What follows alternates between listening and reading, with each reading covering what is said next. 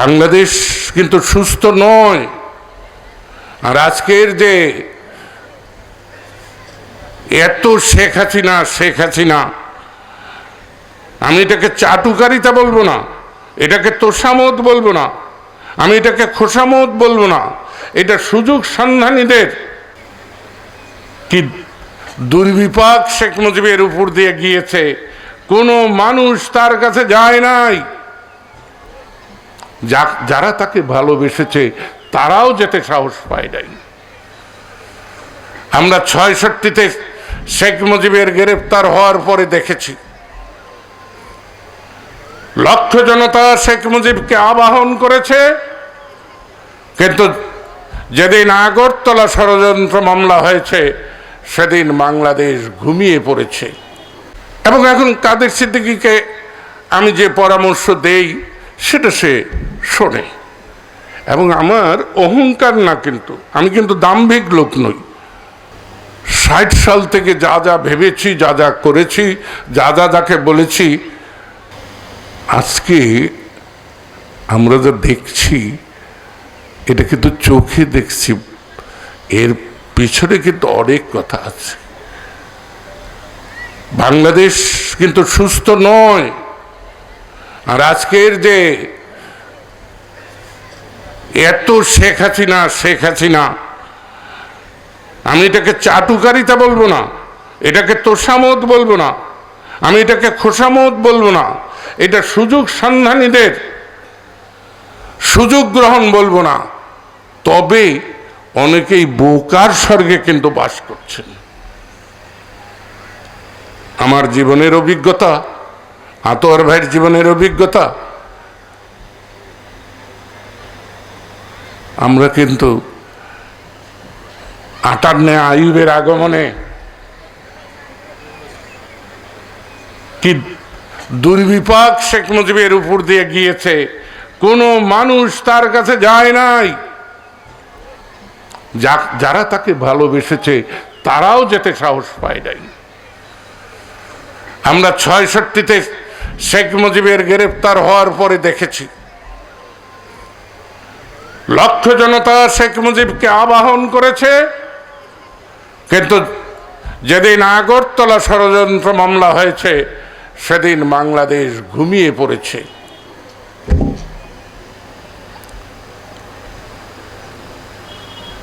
আমরা কিন্তু ৭১-এর ২৫শে মার্চেও ভোরবেলায়ও তাই দেখেছি। বাংলাদেশ নিস্তব্ধ, বাংলাদেশ নিশ্চুপ, বাংলাদেশ কবরের শান্তি বিরাজ শুরু করেছিল। আজকে যে জায়গায় আমার স্পষ্ট মনে আছে, আমি রূপা শিকদারের বাড়ি থেকে এই গারোবাধায় কি তালুকদার আমি ভুলে গেছি, সেখান দিয়ে প্রথম ময়মনসিংহ যাই, হাকিমকে, সুবেদার হাকিমকে নিয়ে আমি কালিহাতিতে ডিফেন্স দেই। ১৭ই এপ্রিল পাকিস্তানিদের সাথে যুদ্ধ হয় প্রথম। মানুষ কিন্তু এই শুরু হলো জাগরণ। আবার ৭৫-এ বঙ্গবন্ধু যখন নিহত হলো সব কিছু নীরব নিথর হয়ে গেল।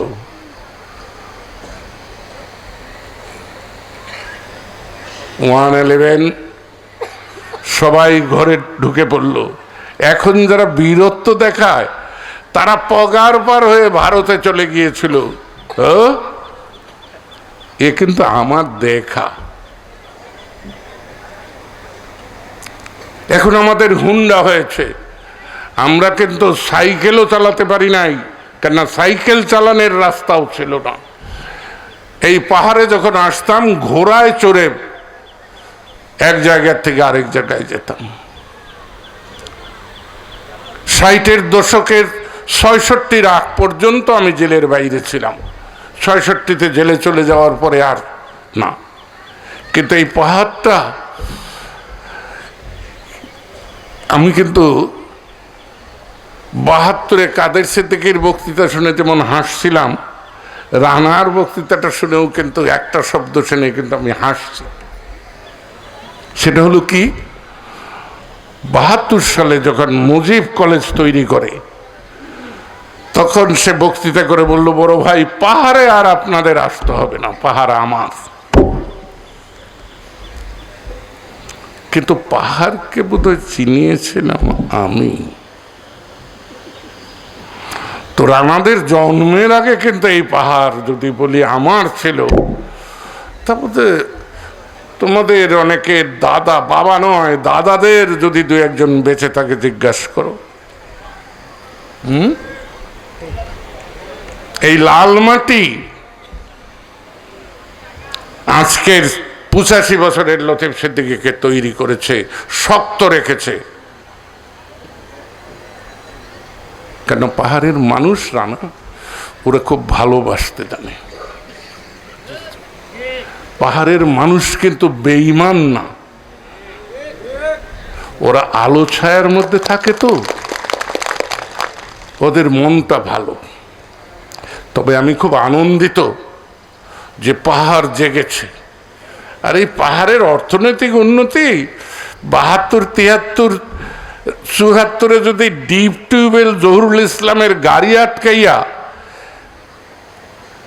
এখানে বোরিং করে না দিতাম, তাহলে কিন্তু কলা গাছ হইতো না। হ্যাঁ, এখানেও যে আনারস হয় এটা হইতো না। এটা জোর কইরা এটা ৩২২টা ডিপ টিউবওয়েল গাড়িয়েছিলাম। তো মান্নান ভাই আমাকে বলে, আমাকে না সরি লায়লা সিদ্দিকীকে ৮৬ সালের নির্বাচনের সময় বলে, ওই এক আইলের ধার দিয়ে যাচ্ছে, সেখানে কাদা, মান্নান ভাই আর লায়লা সিদ্দিকী একত্র যাচ্ছে। তো উনি বোধহয় একটু কাদা লাগছে, তখন বলছে যে করতেছো, এটা তো তোমারই লোকের কুকীর্তি যে সেই ডিপ টিউবওয়েলগুলো গাড়ায় এই কাদা করছে। তো এই ডিপ টিউবওয়েল গাড়া হয়েছে বলে পাহাড়। আর দ্বিতীয় হলো হাজার হাজার নয়, প্রায় লাখখানিক কালীহাতি, সখীপুর, ঘাটাল, মধুপুরের পাহাড়ের ছেলেরা যত প্রবাসে গেছে, নিচের সমতল ভূমির ছেলেরা কিন্তু অতটা পাহাড় এই বিদেশে যায় না, এই প্রবাসী। কেন? যে পাহাড়ের মানুষের ১ লাখ ১.৫ লাখ টাকা আজ থেকে ২০-২৫ বছর আগে দেওয়ার মতো সামর্থ্য হয়েছিল, কিন্তু নিচু ভূমিতে যারা, তাদের ১ লাখ টাকা জোগাড় করা সম্ভব ছিল না। কিন্তু এই অর্থনৈতিক উন্নতি ধ্বংস হয়ে যাবে। এই আনন্দ নিরানন্দের রূপ নেবে যদি শেখ হাসিনা বাংলাদেশের ভাগ্যাকাশ থেকে হটে যায় বা হটিয়ে দেওয়া হয়।